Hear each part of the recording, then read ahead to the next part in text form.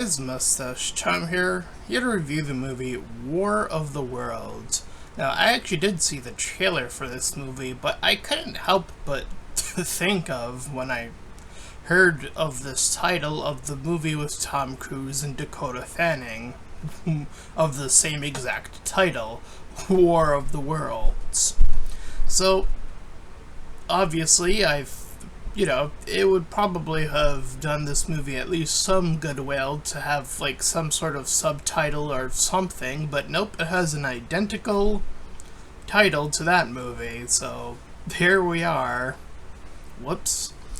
Anyway, the movie, this version, I will still be looking at as objectively as possible. So the movie featuring Ice Cube as Will Radford.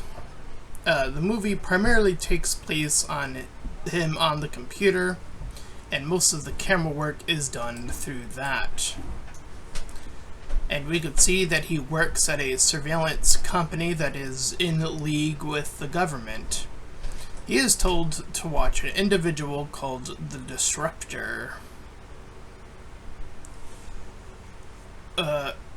So he has the capacity and capability, and does so, to call his daughter, as well as find his and call his son simultaneously.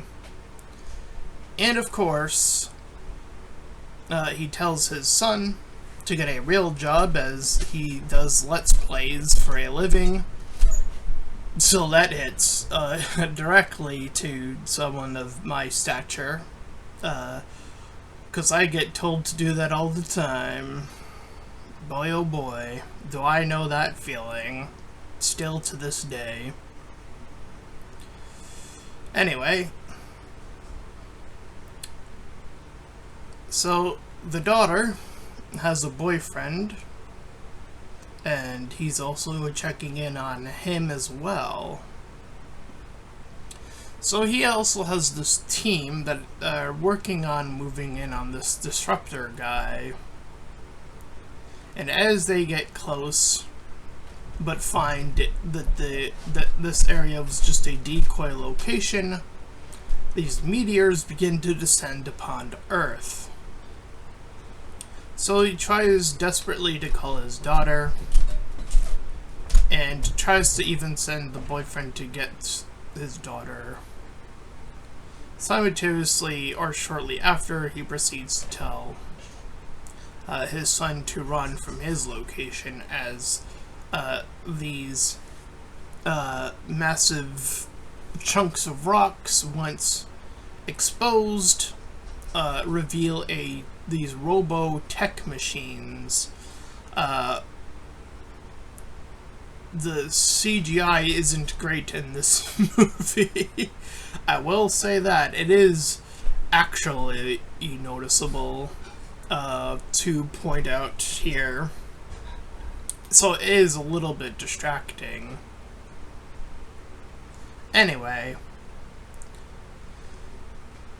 So his coworker, I believe her name was Sheila, her camera, she's trying to get in on what's going on.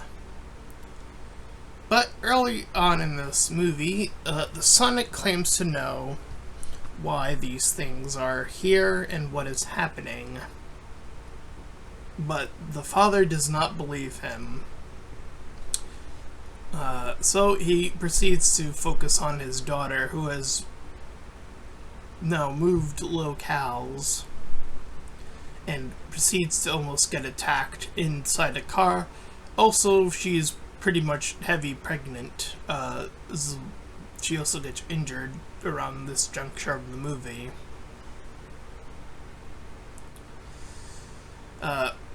She clams at him for for this security guy to have all this power, but she claims that he has none.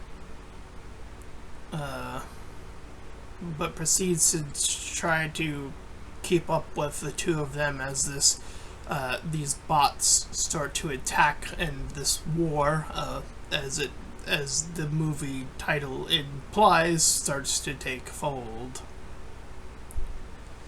So we learn through exposition that the satellites were taken out first, and that they're focusing in on the very direct things, like communications,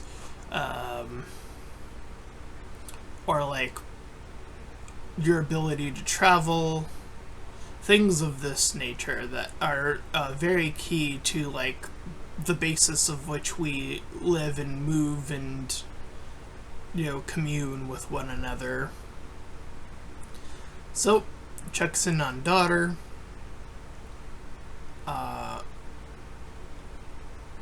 once more, and gets an update from the son, who mentions Goliath. This is the program that is referenced pretty early on in the movie as well. We see that the machines are seemingly focused on collecting data. And through this, the military gets a massive downgrade, as they were actually winning at a certain point. But now they are on the back foot, as it were. So the boyfriend finally gets to the daughter. These data eaters, as they are described. Our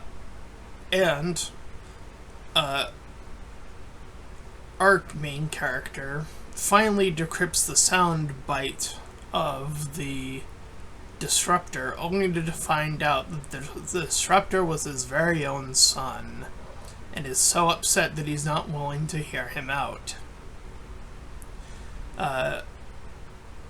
But the son goes on about how the government has been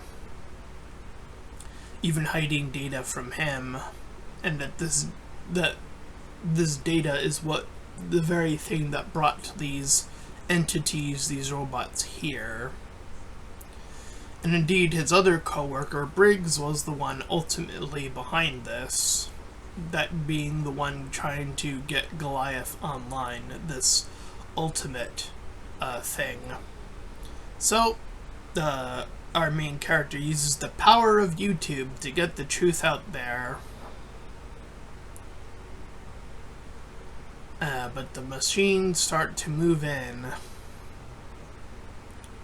And we see that once they try to do their hack attempt, that the hackers in him and his son get attacked by these machines that work their way as the virus fails to put them out of their working order. The coworker finds out that these machines have biological makeup too.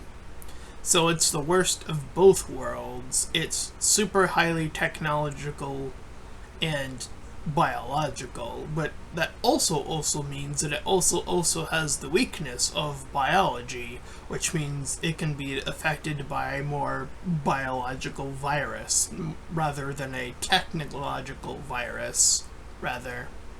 So that is their plan. The daughter is like a nurse or doctor of some sort, so they use her work to essentially reassimilate it, to pretty much attach it to a USB to have the machines eat it and then get killed. And boy oh boy, does this movie love Amazon.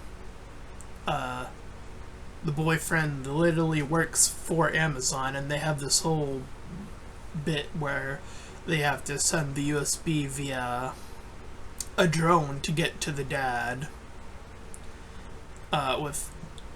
With the dad connecting said USB drive with 3 seconds left on the clock before the government nuked the area that I believe he was in, I think. But after the USB is connected, the machines eat up that data, and it has that biological thing in it, I guess. Somehow that works, I don't know. But it kills all of them.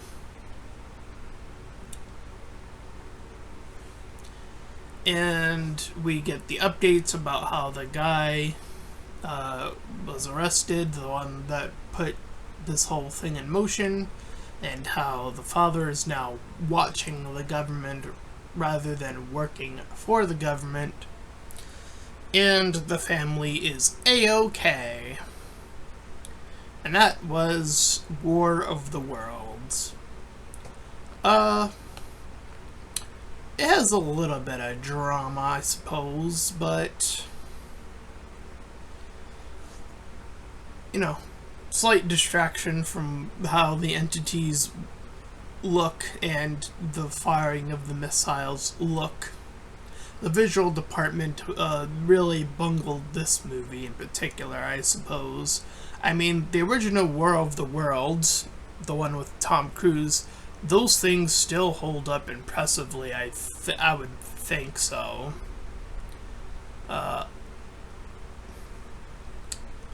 So it is rather unfortunate to see that that's the case here. I don't know if these two movies are meant to be connected in any which way. I'm not entirely sure. The missions do seem to be vastly different. The original War of the Worlds, the machines were harvesting people, and these seem to be harvesting data, so it seems to be a different entity of something.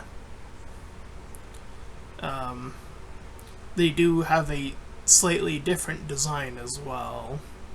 But hey, same title and credited to the same original writer, so I don't know if this was meant to be connected in any meaningful way to that movie of the same exact title. But in terms of this,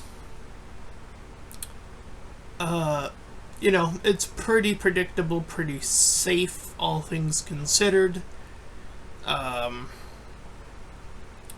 So I think I'll give it like a 6 out of 10. The whole USB thing makes very little sense to me about how they were able to make that all function and work, but that is what ultimately saves the day. So it is a little baffling, but here we are, I guess. You know, the original War of the Worlds, the one with Tom Cruise in it, the implication is very left vague in that movie. Like, they came here, and they only lasted, like, presumably that night, I think it was, or 3 nights, or whatever it was. I don't remember, it's been a while. But yeah, after that, they just, like, all die, or whatever, and it's never explained in that movie. But here, we're getting a very clear-cut answer.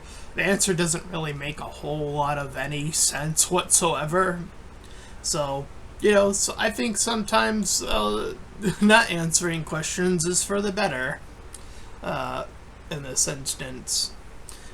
Anyway, that's my review of War of the Worlds. If you ended up enjoying this review, then please feel free to like, comment, and subscribe. Also, make sure to check out those links in the description. I want to head you to my petition about small YouTubers, so you get to my PayPal, where you can help support me and my channel directly, and there to my Discord, so you can join, collab, shield, all that cool stuff for free. And until next time, everyone, bye-bye.